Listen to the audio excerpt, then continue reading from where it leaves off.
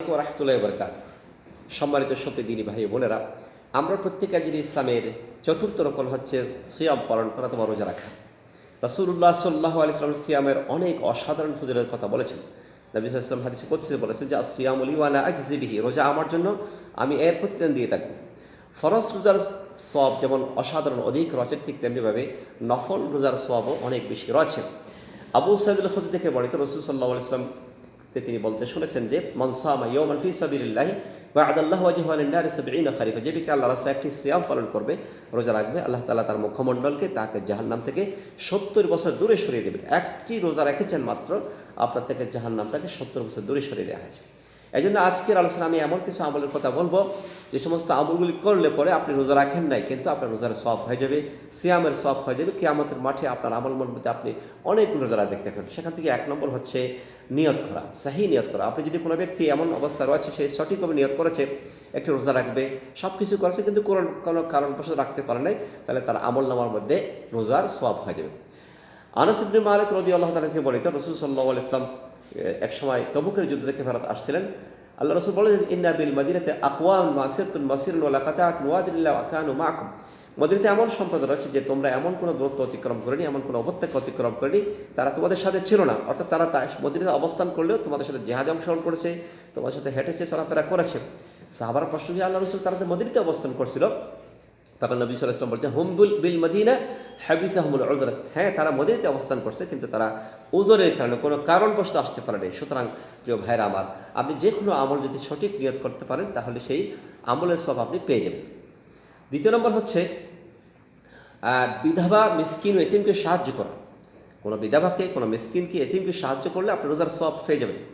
আবু হুরায়রা রাদিয়াল্লাহু থেকে বর্ণিত, তিনি বলছেন, ক্বালা নবী সাল্লাল্লাহু আলাইহি ওয়াসাল্লাম আস-সাই আলাল আরমিলাতি ওয়াল মিসকিনি কাল মুজাহিদ ফি সাবিলিল্লাহ আওয়াল কায়িমুল লাইল আও ইস-সাইমুন নাহার। নবী সাল্লাল্লাহু আলাইহি ওয়াসাল্লাম বলেছেন, বিধবা, মিসকিনদের প্রতি অনুগ্রহকারী লোক আল্লাহর রাস্তায় জিহাদকারী লোকের পর্যায়ে হয়ে যাবে, অথবা ওই লোকটি কায়িমুল লাইল, সারা রাত সালাত আদায়কারী, অথবা অনবরত লাগাতার সিয়াম পালনকারী, সে সওয়াব পেয়ে যাবে। সুতরাং প্রিয় বন্ধুগণ, আপনি যদি একজন এতিমকে সাহায্য করতে পারেন, একজন বিধবা নারীকে সাহায্য করতে পারেন, তাহলে তা আমল মধ্যে কিয়ামতের মাঠে আপনি রোজার সওয়াব নিয়ে আসবেন। এই জন্য ইবনুল বাত্তার রাহিমাহুল্লাহ বলেছেন যে কোনো ব্যক্তি জিহাদ করতে পারে নাই, কোনো ব্যক্তি সিয়াম পালন করতে পারে নাই, অথবা তার রাত্রে তাহাজ্জুদ করার সুযোগ হয় না, কিন্তু সেই ব্যক্তি যদি কোনো মিসকিনকে সাহায্য করে, এতিমকে সাহায্য করে, বিধবা নারীকে সাহায্য করে, তাহলে সেই ব্যক্তি দেখবে যে কিয়ামতের মাঠে তার আমলের মধ্যে জিহাদের সওয়াব সে পেয়ে, যত সে জিহাদ করে নাই, তার আমলের মধ্যে রোজার সওয়াব সে পেয়ে দেখতে পাবে।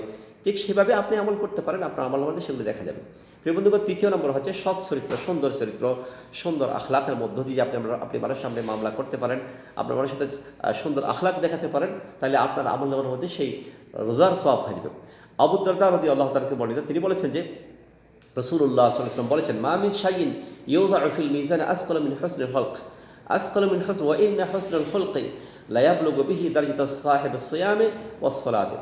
তিনি বলেছেন, আমি রাসূলুল্লাহ সাল্লাল্লাহু আলাইহি ওয়াসাল্লামকে বলতে শোনাচ্ছি, সৎ চরিত্র, সদাচারেই দাড়িপাল্লার সবচেয়ে ভারী হবে, মিজানের আমলনামা সবচেয়ে বেশি ভারী হবে সুন্দর চরিত্র, সুন্দর আখলাক। সৎ চরিত্রবান ও সদাচারী ব্যক্তি তার সদাচরণ ও চরিত্র মাধুর্যের ধারা রোজাদার ব্যক্তির সমপর্যায়ে চলে যাবে। সারা রাত রোজা রাখে, সারা রাতে ইবাদত করেছেন, সারা জীবন রোজা রাখেছেন, সেই সওয়াব আপনি আমলনামার মধ্যে পেয়ে যাবেন। আপনার যে সুন্দর আখলাক হয়, সুন্দর চরিত্র হয়, মানুষের সাথে, বন্ধুবান্ধবের সাথে, আত্মীয় স্বজনের সাথে সুন্দর আখলাকের মধ্যে দেখাতে পারেন, তাহলে আপনার আমলনামার মধ্যে রোজার সওয়াব আপনি দেখতে পাবেন। চতুর্থ নম্বর হচ্ছে রোজাদারকে ইফতার করানো।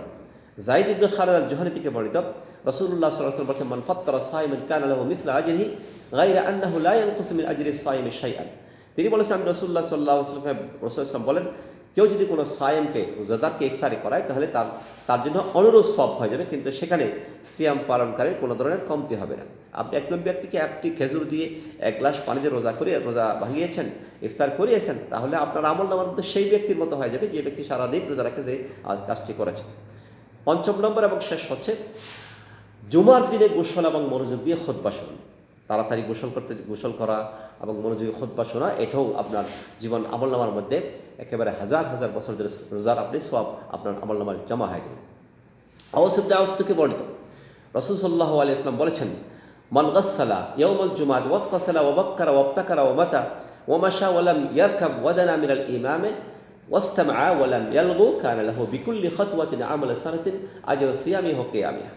রাসূল সাল্লাল্লাহু আলাইহি ওয়াসাল্লাম আমাকে বলেছেন যে, যে ব্যক্তি গোসল করলো, গোসল করালো, সকাল সকাল মসজিদে আসলো, ইমামের নিকটবর্তী হয়ে মনোযোগ দিয়ে খুতবা শুনলো এবং নিশ্চুপ থাকলো, তার প্রতি কদমের বিনিময়ে 1 বছরের রোজা, 1 বছরের নামাজের সওয়াব হয়ে যাবে। আপনার প্রতিটা কদমের পরিবর্তে 1 বছরের রোজার সওয়াব হচ্ছে, 1 বছরের নামাজের সওয়াব হচ্ছে।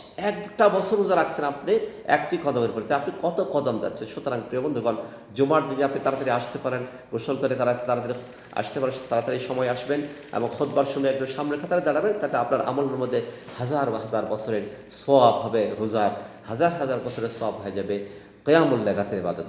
এই 5টি পয়েন্ট উল্লেখ করেছি, যে সমস্ত আমলগুলি করলে পরে আপনি রোজা রাখেন নাই, কিন্তু আপনার আমলের মধ্যে রোজা হয়ে যাবে। আল্লাহ রাব্বুল আলামিন আমাদের সকলকে যেন এই যে কথাগুলি বলি সে মতো আমল করা তৌফিক দান করুন। সাল্লাল্লাহু আলাইহি ওয়া সাল্লাম মুহাম্মদ ওয়া আলা আলিহি ওয়া সাহবিহি আজমাইন।